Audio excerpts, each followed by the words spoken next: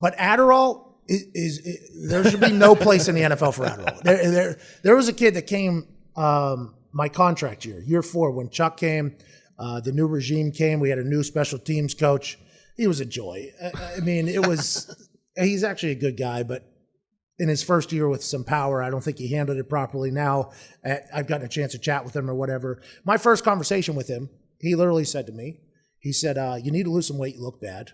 And I was like, are we trying to look good or be good? You know what I mean? Like at first, he was like, both. And I was like, all right, well, in my head, I'm like, well, looking at you, we're in a bad spot. But I was like, nice to meet you. And he was like, and you need to learn how to directionally punt or we'll fire you because we're bringing in a kid who already knows how to do that. And I'm like, a great first impression with this guy, right? Like I just said about the marijuana, first impressions are tough to get over, especially with me. I am a very stubborn human. So if I hate you forever, probably. If I defriend you on Facebook, you're not coming back. I've been a little bit more relaxed with the Twitter blocking, because a lot of people, because you couldn't mute people back in the day. So if I had some bum that was just tweeting me every single day, I was like, I'm on this app a lot. I don't need this human's life. I just block them. Like, see you later. I wish I could do this in real life too. Like, just see you later.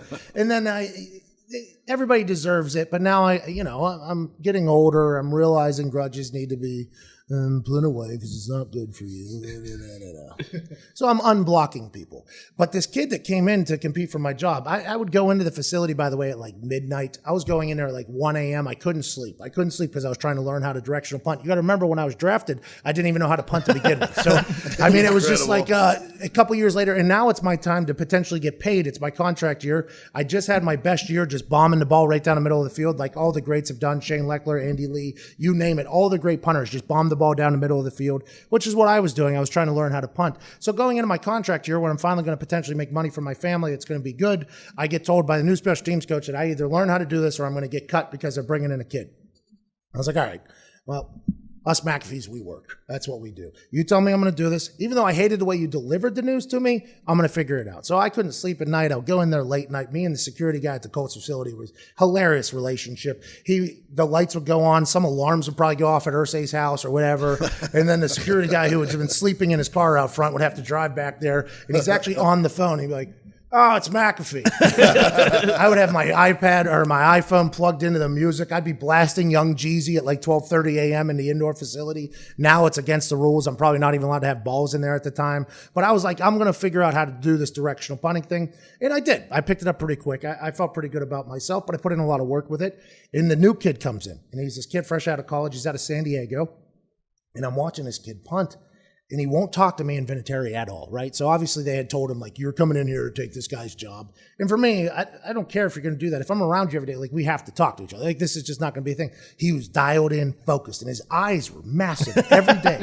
Every single day, his eyes were massive. So we're getting into camp, like 7 days in, 8 days into camp, where everybody's kind of groggy at this point. And this kid, every single day, came in, eyes literally glued open almost. Every meeting, he was like taking all these notes. I'm like, why are you taking notes? We're just punting right or left. Like, there was a lot of things I wanted to help him out, but he refused to talk to me. I was like, you don't have to be taking notes. And like, this is just a waste of time. Like, even if you take my job, you're wasting ink right now. Like, there's no chance of this. So finally, like, we're like 2 weeks into camp or whatever, and I think he's starting to realize that there's nothing he can do. Like, I just have a massive leg. Like, there's just nothing you can do. Like, literally, I understand what they were telling you, but there's nothing you could do. So I finally asked him, I'm like, dude, every single day, like, I don't think I've ever seen you potentially tired at all and not dialed in 100%. He was like, oh, I got a prescription for Adderall. And I was like, a prescription for Adderall? I was like, isn't that what like the college kids do so I can stay up all night and just write papers? He's like, yeah, I need it because I have ADD or whatever. And I'm like, well, it seems like you need it because it's making you basically like a meth head energy. It seems as if that is potentially a cheating thing. He was like, well, I got a therapeutic exemption. I had to go through a couple of doctors and all this stuff. So I started thinking, I was like, well, I should do that. And Vinatieri was like, hell, me too, man. And he's like, I'm 40 years old. I get tired quicker than anybody. I should get this drug that just makes me bright-eyed, bushy-tailed all damn day. And then I took it finally the day I retired. I took it for the first time the day I retired. It was immediately after the press conference on Comedy Central in Houston with Barstool. And the next day I had a bunch of media to do. And I I was very tired because the night before we celebrated. I mean, I just retired. There was not a lot going on in the Super Bowl, so it was a big-ass story. I mean, a lot of people were talking about it. It was awesome. Everything went the way to plan. I sent a nice thank you message to the city of Indianapolis. I was happy with what I was doing. I was excited, and I was dead tired, and I had I think it was 20 interviews to do that day. And I was like, man, I don't know how I'm going to be able to do this. And I forget who it was. Somebody comes up to me, you want an Adderall? And I was like, I thought back to that kid. I was like, yep, the little meth kid. That was fucking bullshit.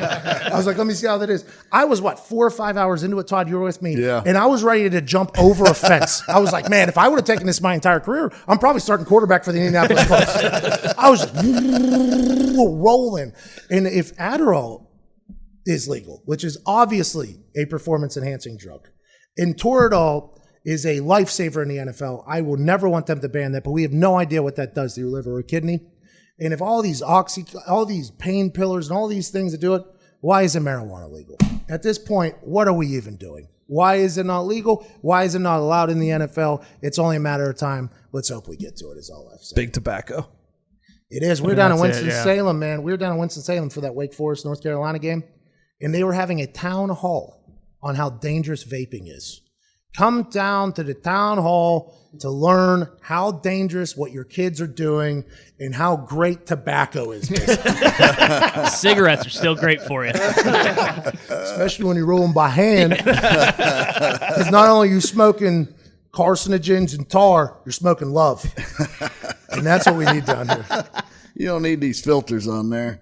But the opioid addiction too. Like that's, yes. I mean, it's devastating our country right now. How is there even an argument? It's all big lobbies. That's just literally how the world works. And I don't think I would have known that until watching House of Cards. Mm-hmm. Literally the only thing that matters is Pharma does not want the opioids to go away. No, Pharma doesn't and Big Tobacco don't. And when you got Big Pharma and Big Tobacco teaming up, it's amazing that marijuana even has seats.